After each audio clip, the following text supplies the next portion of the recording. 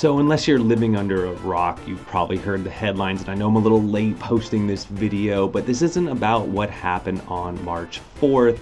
You can see that Nintendo has done this time and time again. Just a few years ago, they went after a bunch of ROM websites, Love ROMs and LoveRetro.co, and they want to protect their IP, their copyright, and they are pretty aggressive about it. And Yuzu pays $2.4 million lawsuit to Nintendo. They were a Nintendo Switch emulator. Their website is no longer currently available, and you have people on Reddit all over the place scrambling to get the original source code to keep the project alive, even though the founder and the team has disbanded, or at least said so. Their final statement is that they've always been against piracy. We started the project in good faith, out of passion for Nintendo and its consoles and games, and we're not intending to cause harm. And I love that, and I think a lot of people watching this and all over the internet as well, it's all about preservation. Especially a lot of people would argue that the Switch was getting close to its end of life. It's been out for a few years now, and so some of these games and some of these titles are harder and harder to get a hold of, as well as you should be able to back up your own work, right? There are some reasons for it. But the statement continues. We see now that because our projects can circumvent Nintendo's technological protection measures and allow users to play games outside of authorized hardware, they have led to extensive piracy. And I read one quote, something saying that Nintendo cited that the new Zelda game, that there was over 1 million people that had downloaded it, and so that was one of their things. So it was like, we released Nintendo, we thought we were going to make so many sales, and people were just pirating it on the Switch emulator. It continues. We have come to the decision that we cannot continue to allow this to occur. Piracy was never our intention, and we believe that piracy of video games and on video game consoles should end. Effective today, we will be pulling our code repositories offline, discontinuing our Patreon accounts and Discord servers, and soon shutting down websites. So, that was also a big problem here, was that they were getting money. Nothing wrong with that. I mean, they were putting in lots and lots of work to create the source code to get everything working.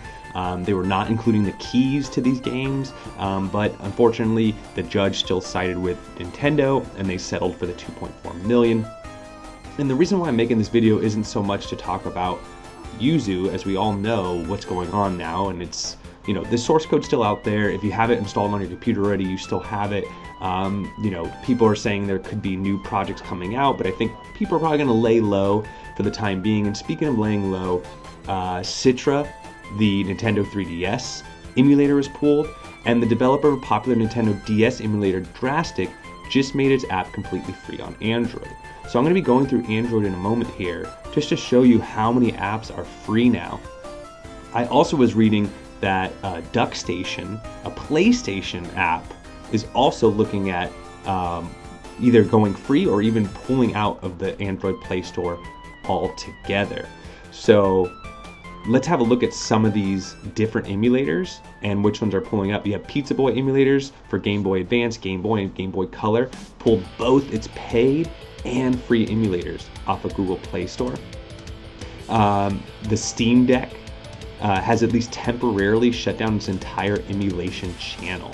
So a lot of people out there getting a Steam Deck. The Steam Deck makes a great emulation device, and they have pulled it. Here it is. As you might be aware, a current legal case between Nintendo and Yuzu is putting the legality of emulation as a whole in jeopardy. Jesus. In general, our stance towards emulation as a Discord server is positive and does not reflect that of Nintendo's. However, as a reminder, we aren't officially supported by Valve. We don't work for Valve. We're just a group of fans running this.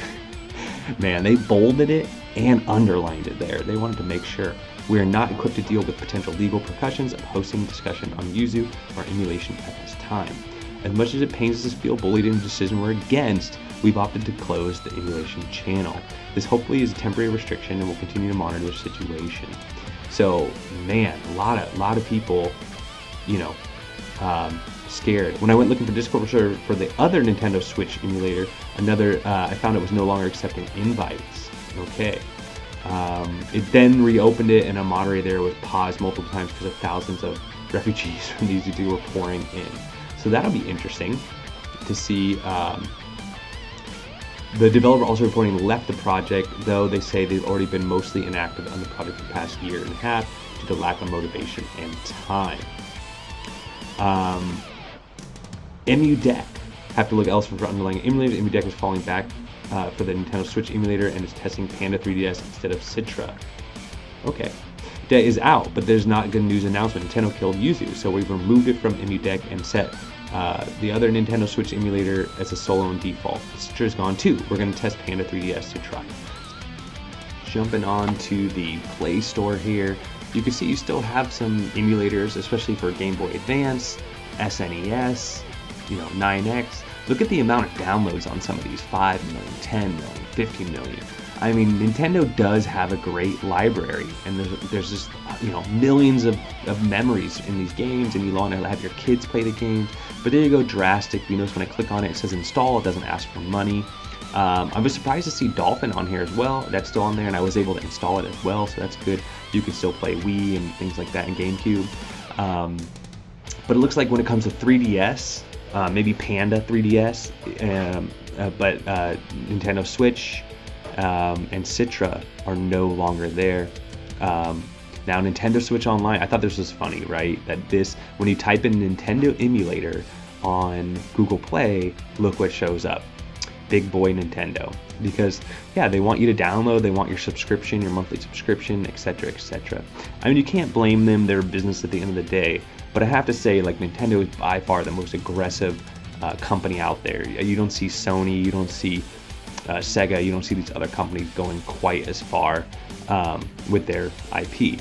Now, as you see here, you got some front ends, like Dig is still around, RetroArch is still around, Redream for the Sega Dreamcast. I did want to install Redream here and just see if they're still promoting their, for their paid version, right? The PPS SPP, as well as a gold version, right? The premium version.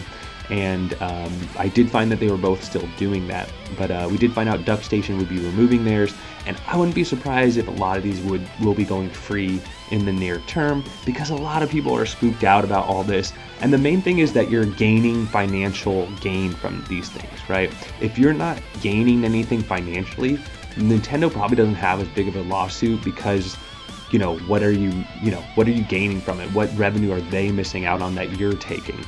And so, I think we might see more of this. See, like Redream, they still have it, but, I think they'll probably be fine, because they're still, you have to download the app. It's not in the App Store.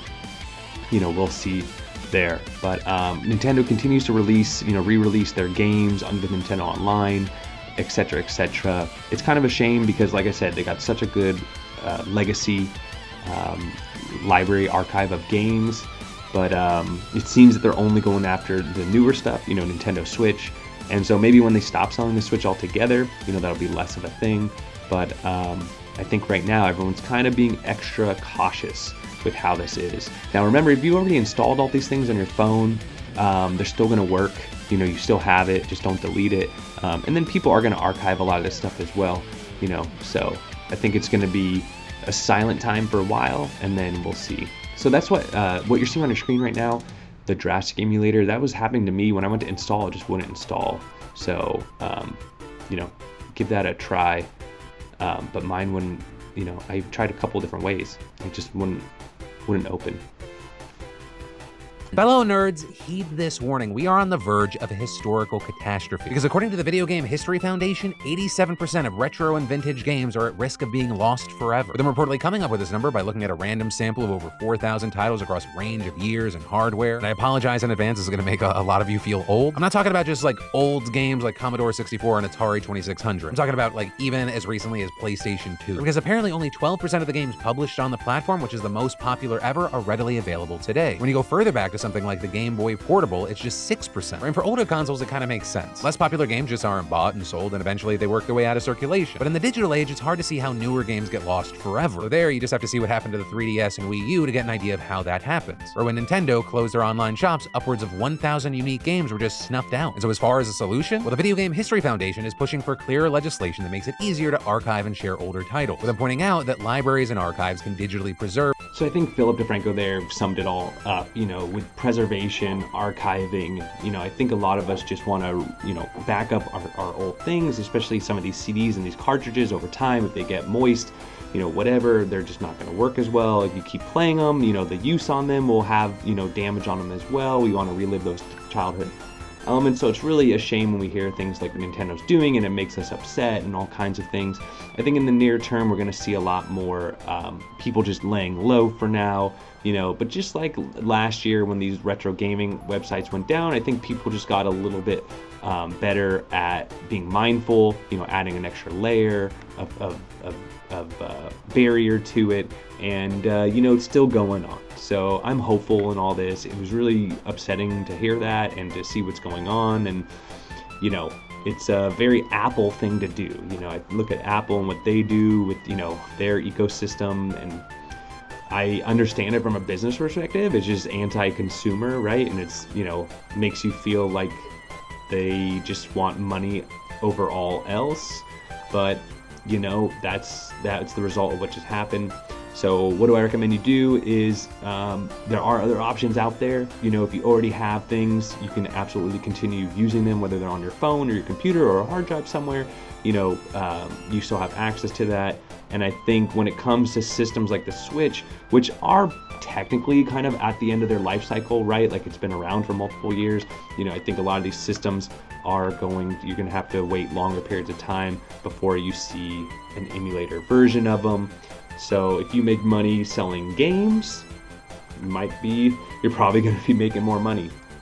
And that's where we sit right now. But anyways, that's what I think. Let me know what y'all think. Don't forget to like and subscribe, and we'll catch you on the next one.